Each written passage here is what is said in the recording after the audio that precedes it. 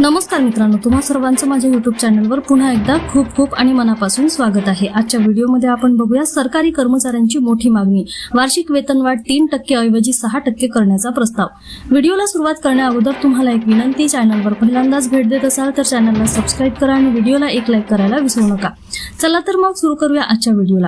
केंद्रीय सरकारी कर्मचारी आणि निवृत्ती वेतनधारकांसाठी मोठी 8व्या वेतन आयोगाबाबत मोठी अपडेट समोर आलेली आहे। केंद्र सरकार विविध कर्मचारी संघटनांशी सातत्याने चर्चा करत असून कर्मचाऱ्यांच्या वेतन भत्ते आणि वार्षिक वाढीबाबत महत्त्वाच्या प्रस्तावावर विचार सुरू असल्याचे सांगितले जात आहे।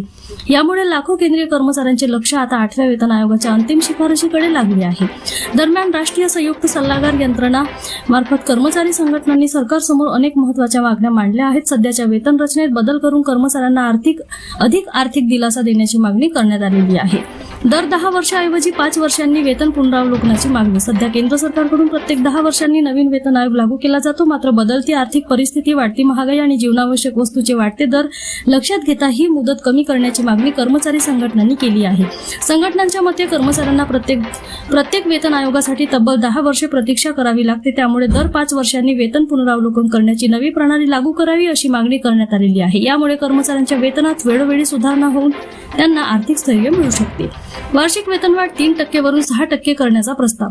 सध्या केंद्रीय कर्मचाऱ्यांना दरवर्षी 3% वार्षिक वेतनवाढ दिली जाते, मात्र वाढत्या महागाईच्या तुलनेत ही वाढ अपुरी असल्याचे कर्मचारी संघटनांचे म्हणणे आहे। त्यामुळे वार्षिक इन्क्रीमेंट 3% वरून थेट 6% करण्याचा प्रस्ताव सरकारसमोर ठेवण्यात आला आहे।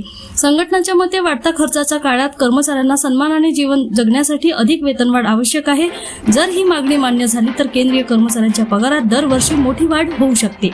किमान पगार 69,000 रुपयापर्यंत वाढण्याची शक्यता। 8व्या वेतन आयोगाअंतर्गत फिटमेंट फॅक्टरमध्ये मोठी वाढ करण्याची मागणी कर्मचारी संघटनांनी केली आहे। यानुसार केंद्रीय कर्मचाऱ्यांचा किमान पगार सध्याच्या 18,000 रुपयावरून सुमारे 69,000 रुपयापर्यंत नेण्याचा प्रस्ताव चर्चेत असल्याचे सांगितले जात आहे। वेतनवाढ म्हणजे खर्च नव्हे तर आर्थिक गुंतवणूक। कर्मचारी संघटनांनी सरकारसमोर मांडलेल्या निवेदनात वेतनवाढ ही केवळ सरकारी खर्च नसून देशाच्या आर्थिक विकासासाठी महत्त्वाची गुंतवणूक असल्याचे म्हटले आहे। कर्मचाऱ्यांचे उत्पन्न वाढल्यास बाजारातील खरेदी क्षमता वाढेल, त्यामुळे उद्योग, व्यापार आणि कर संकलनालाही चालना मिळू शकते असा दावा संघटनांकडून करण्यात आला आहे।